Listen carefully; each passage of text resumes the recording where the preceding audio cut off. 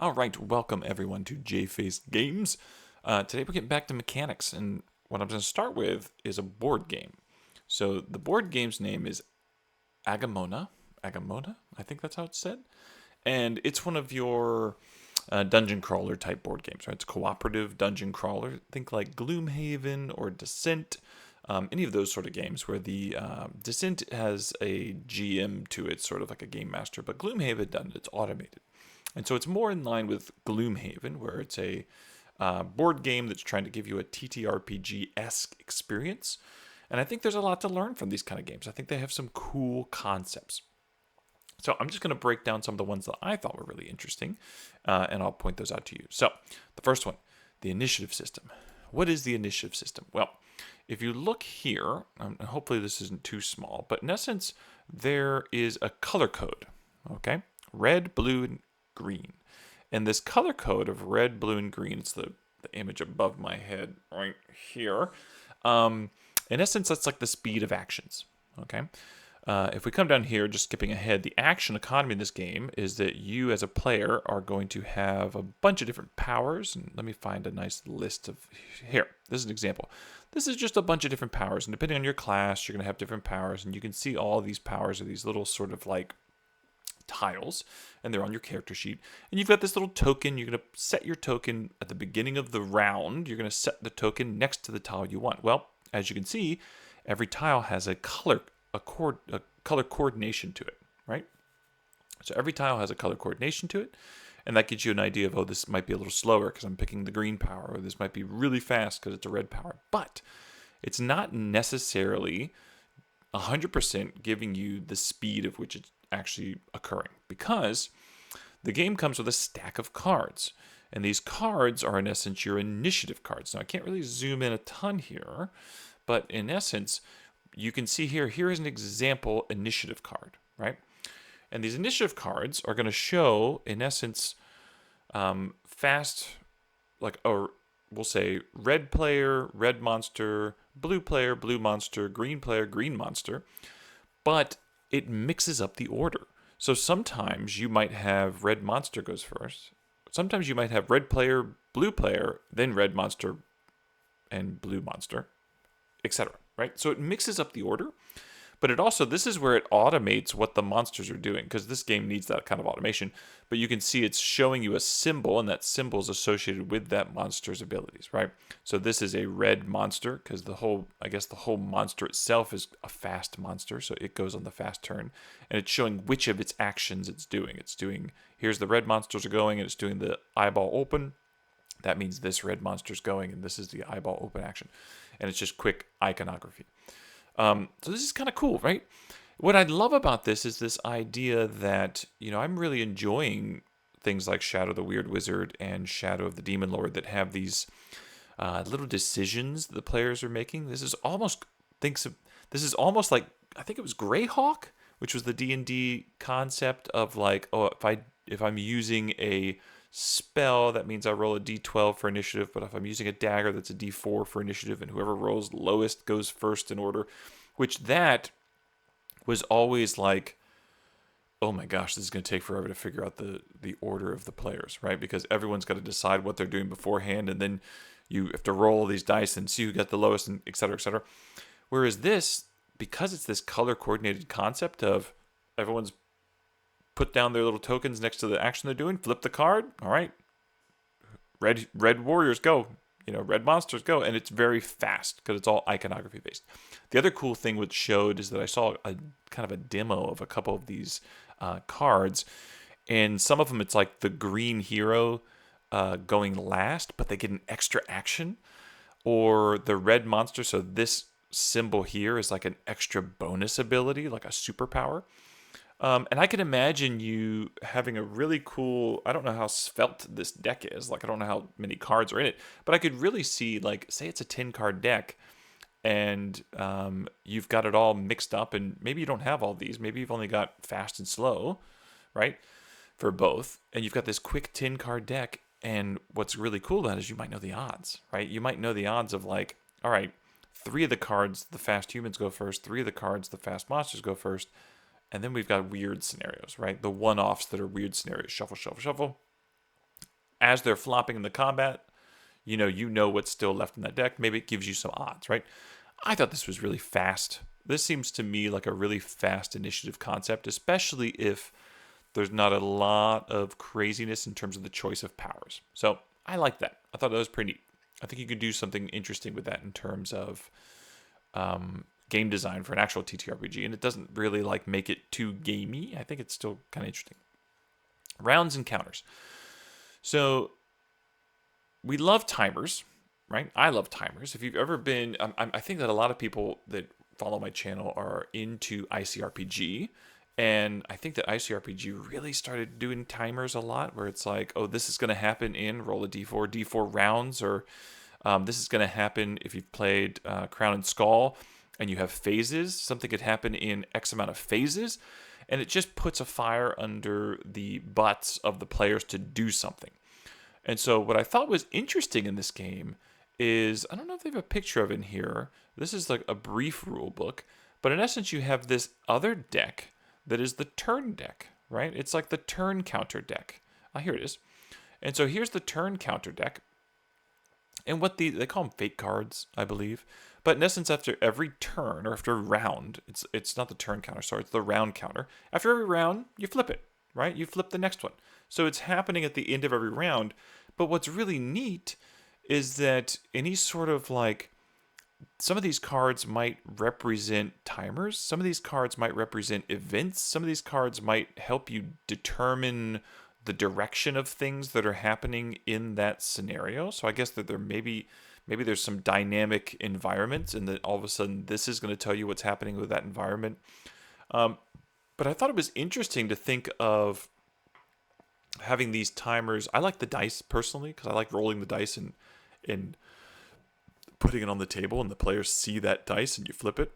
But I also think it's interesting to say, hey, if a 3 comes up on this thing, something's happening, right? Or if this symbol shows up, that means that this bomb blows up, right? Or whatever the case is.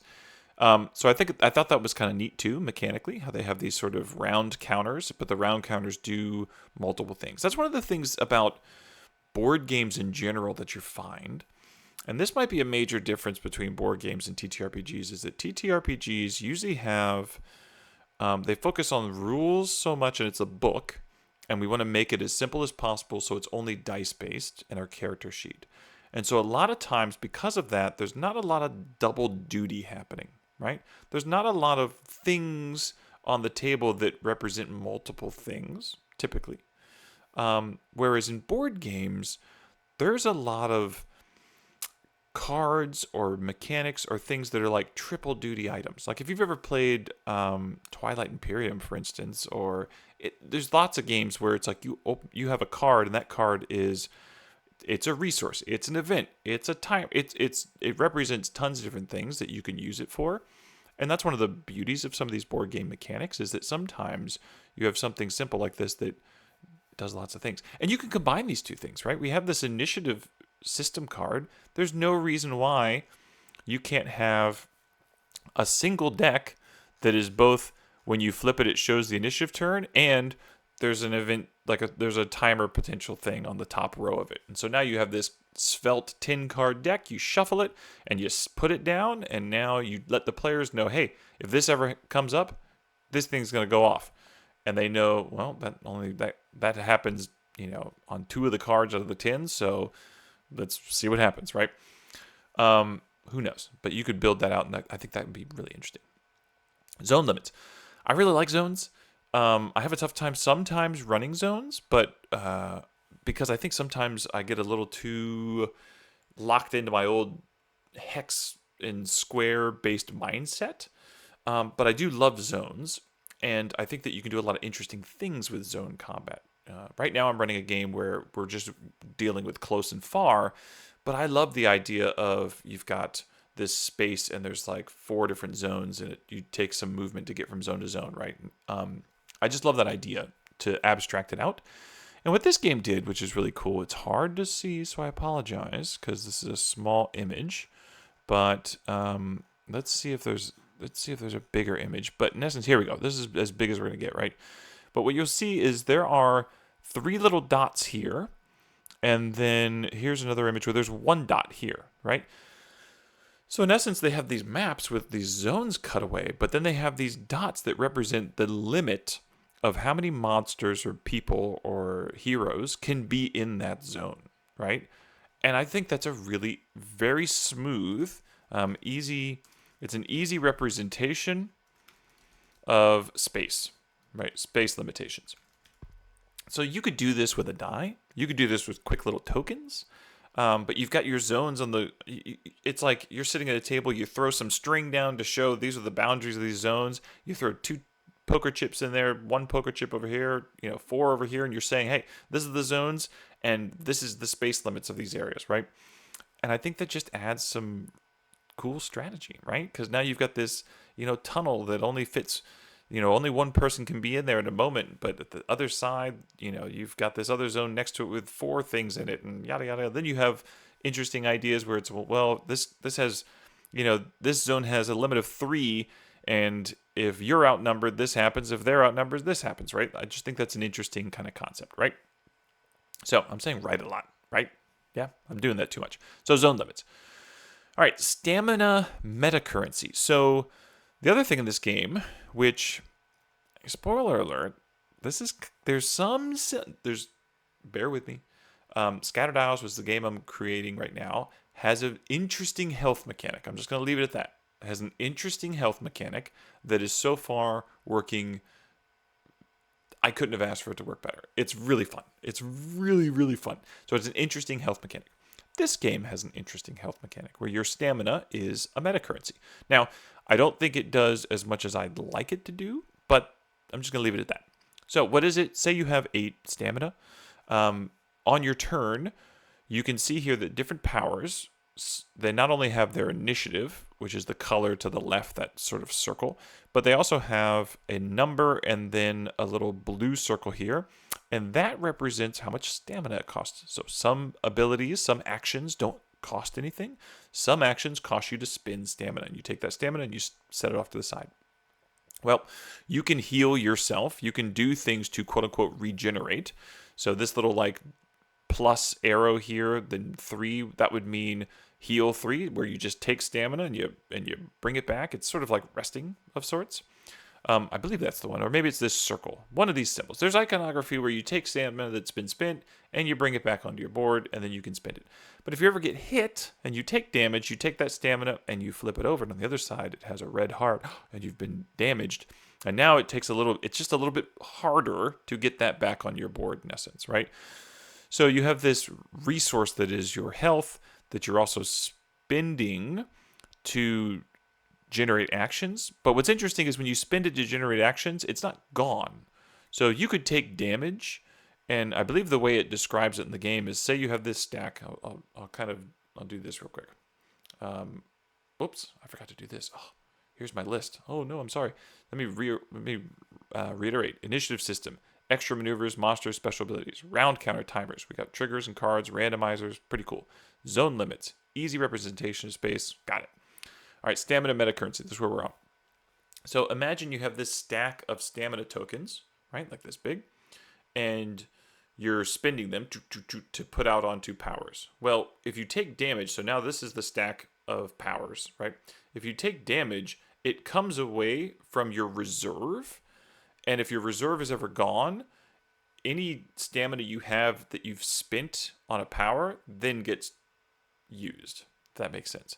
So it makes it so that when you're getting hurt, it really sucks because it's coming from your reserve pool of stamina that you could use to activate abilities. But any stamina that has not been flipped to hurt, if you kind of rest a little bit, you can recharge it back to your sort of pool. I hope that made sense. Then finally I had custom dice. Custom dice is such a pain in the butt because it costs more. Players have their dice already. They love their dice. They don't want to buy custom dice a lot of times. But sometimes custom dice are just really simple and easy. And so I think this game is probably crazy fast because of the fact that the iconography and these powers are not very challenging, right? So if you look here, in essence, this is just saying, here you do your normal attack, which is probably like, we'll say 2, plus 2. So this is, you roll 4 dice. Those 4 dice have symbols on them. You roll them, and you do X amount of damage, right? Each dice has like a 1 pip side, a 2 pip side, a 3 pip side, that kind of thing, right? The other cool thing about the dice, though, and this kind of goes into the meta currency of stamina, is that one side of the dice has a special symbol, which has a 1 or a 2 on it, kind of. Like, it's like 2 pips, but there's this weird symbol, like, connecting them. And what that means is you can spend 1 to 2 stamina to add to your result. So now stamina is this meta currency that you're going to spend to activate a power. You're going to spend it to maybe make that power better, and it represents your health, right? So that's interesting. But then, once again, if you're looking on here, this iconography, this right here, this is saying, oh, your, in essence, like your might. It's your physical resistance. You're rolling 2 of the blue die, and those have shields on them. So very similar to Descent in terms of the custom dice. But that's the game in a nutshell. Well, that's not the game in a nutshell. There's tons of other things in this game. But those are the mechanics that I thought were really interesting from my perspective.